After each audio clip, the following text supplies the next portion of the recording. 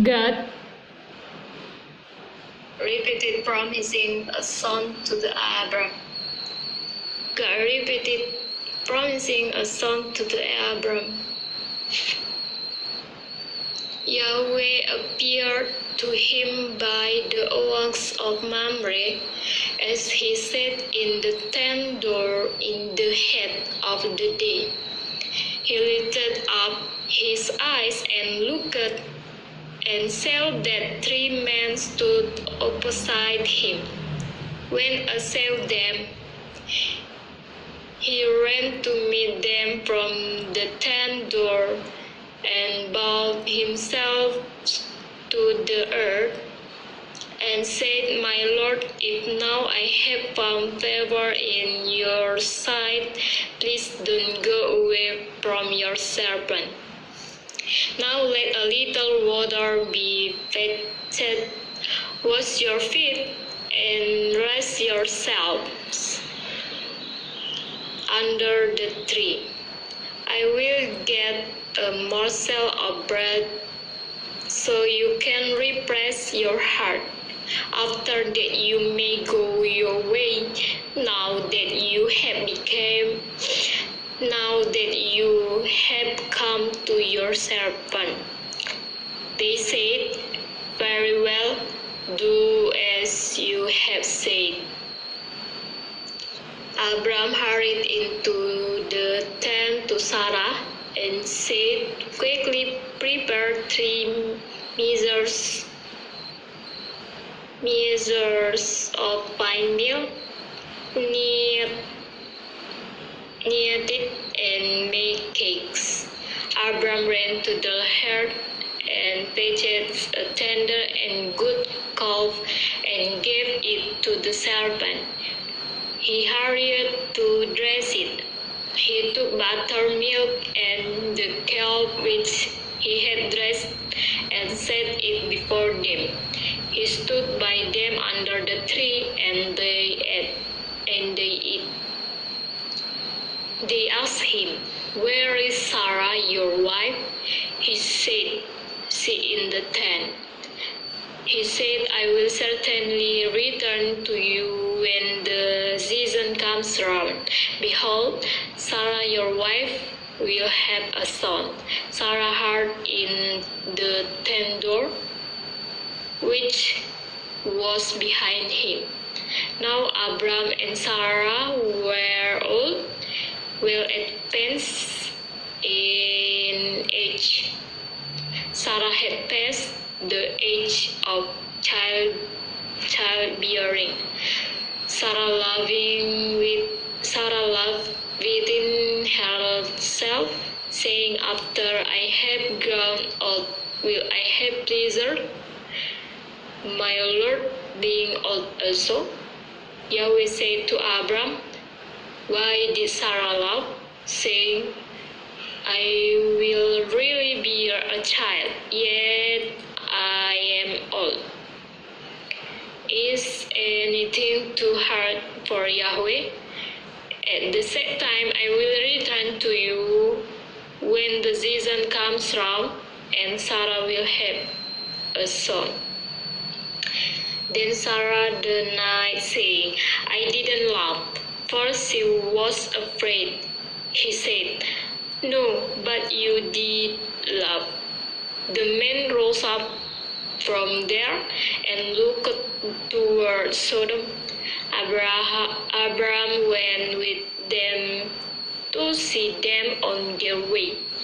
Yahweh said, "Will I hide from Abram what I do? Since Abram has surely become a great and mighty nation, and all the nations of the earth will be blessed in him. For I have known him to the end that he may command his children and his household after him, that they may keep the way of Yahweh, to do righteousness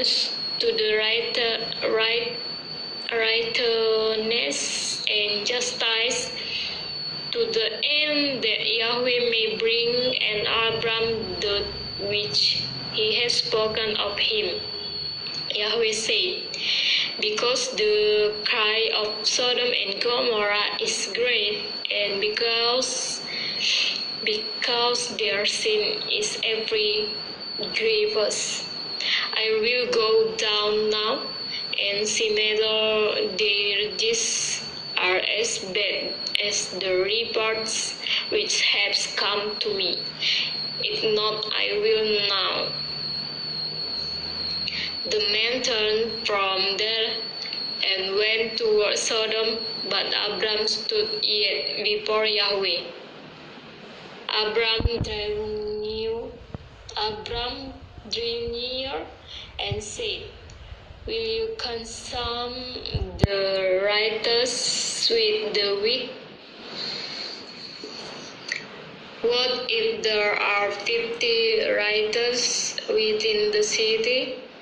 Will you consume and not spare the place for the 50 righteous who are in it? Be it far from you to do things like that, to kill the righteous with the wicked, so that the righteous should be like the wicked. May that be far from you. Shouldn't the judge of all the earth do right? Yahweh said, if I find in Sodom 50 righteous within the city, then I will spare all the place for their sake. Abram answered, see now I have taken it on myself to speak to the Lord, who am but dust and ashes. What if there will lack 5 of the 50 righteous? Will you destroy all the city for lack of 5? He said, I will not destroy it if I find 45 there. He spoke to him yet again and said, what if there are 40 found there? He said, I will not do it for the 40's sake. He said, oh, don't let the Lord be angry, and I will spare. What if there are 30 found there? He said, I will not do it. If I find 33, he said, see now, I have taken it on myself to speak to the Lord. What if there are 20 found there? He said, I will not destroy it for the 20's sake. He said, oh, don't let the Lord be angry, and I will speak just once more. What if 10 are found there? He said, I will not destroy it for the 10's sake. Yahweh went his way. As soon as he had finished communing with Abram, and Abram returned to his place. God repeated promising a son to the Abram. God repeated promising a son to the Abram. Lot said,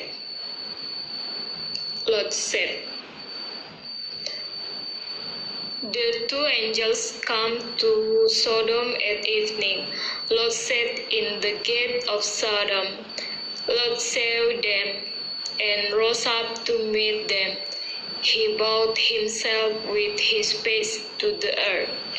And he said, see now, my lords, please turn aside into your servant's house, stay all night, wash your feet, and you can rise up early and go on your way. They said, no, but we will stay in the street all night. He urged them greatly, and they come in within him, and they come in with him, and entered into his house. He made them a feast and baked unleavened bread, and they eat. But before they lay down, the men of the city, the men of Sodom, surrounded the house, both young and old, all the people from every quarter. They called to Lot and said to him, "Where are the men who come into you this night? Bring them out to us, that we may have sex with them." Lot went out to them to the door and shut the door after him. He said, "Please, my brothers, don't act so wickedly.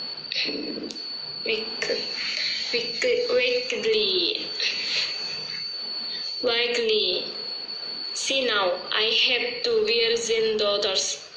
Please let me bring them out to you, and you may do to them what seems good to you. Only don't do anything to these men, because they have come under the shadow of my roof." They said, "Stand back." Then they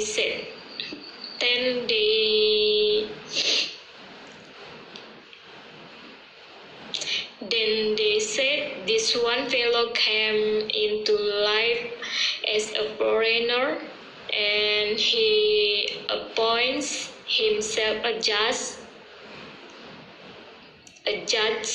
Now will we deal worse with you and with them?" They pressed hard on the man Lot and drew near to break the door. But the men put forth their hand and brought Lot into the house to them and shut the door. They struck the men who were at the door of the house with blindness, both small and great, so that they wearied themselves to find the door. The men said to Lot, "Do you have anybody else here? Sons-in-law, your sons, your daughters, and whoever you have in the city, bring them out of the place.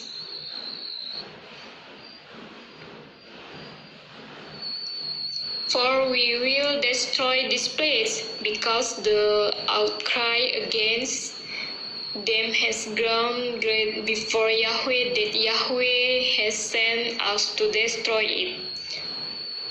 Lot went out and spoke to his sons-in-law, who were pledged to marry his daughters, and said, "Get up, get out of this place, for Yahweh will destroy the city."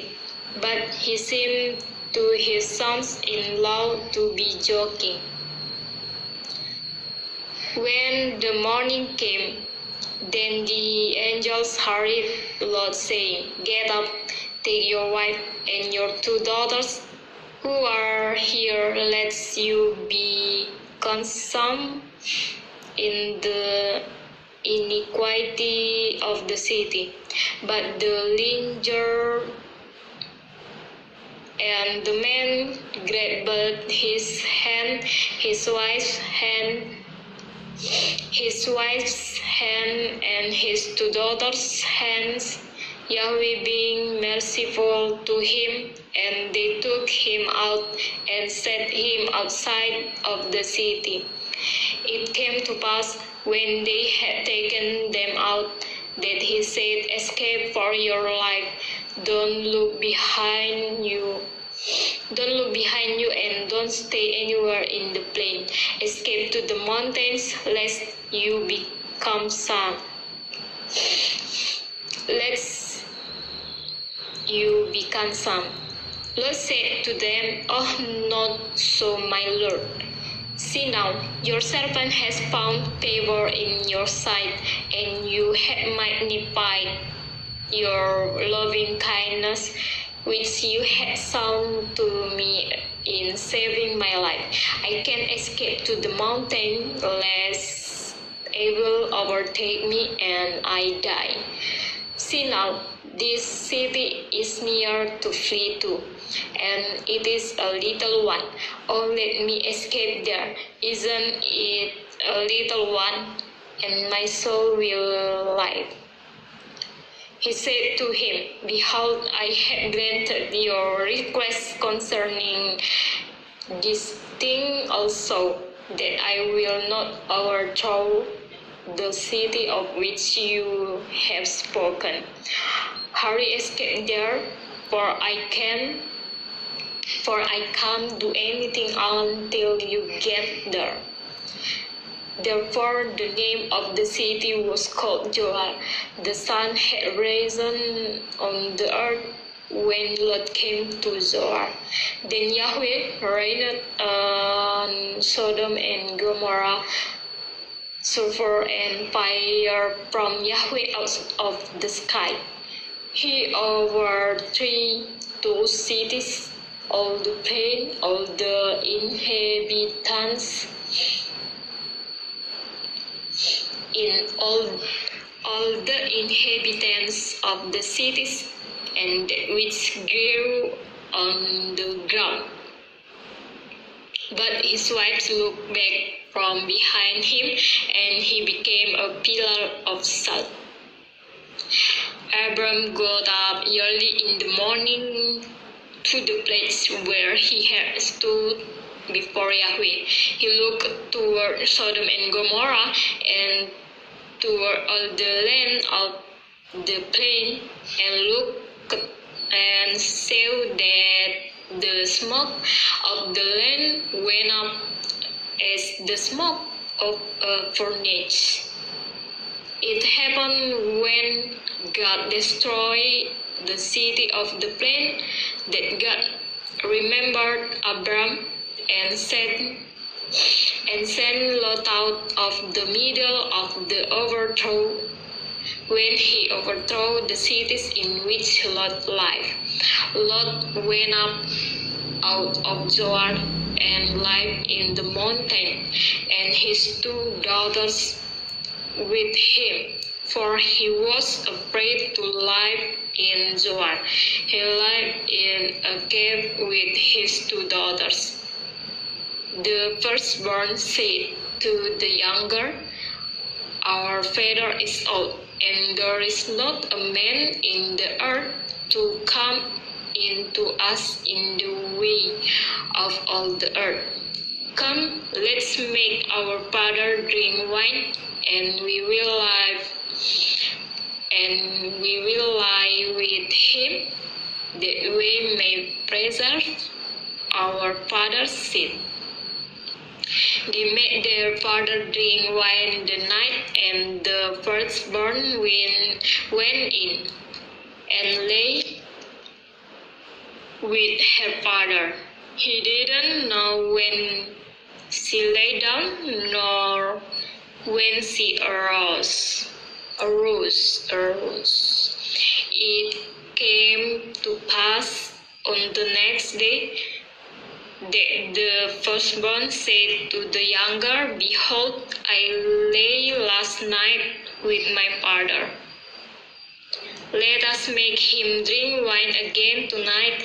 You go in and lie with him, the way may preserve our father's seed. They made their father drink wine that night also. The younger went and lay with him. He didn't know when she lay down nor when she got up. Thus both of Lot's daughters were with child by their father. The firstborn bore a son, and named him Moab. He is the father of the Moabites to this day. The younger also bore a son and called his name Ben-Ami. He is the father of the children of Ammon to this day. Lord said.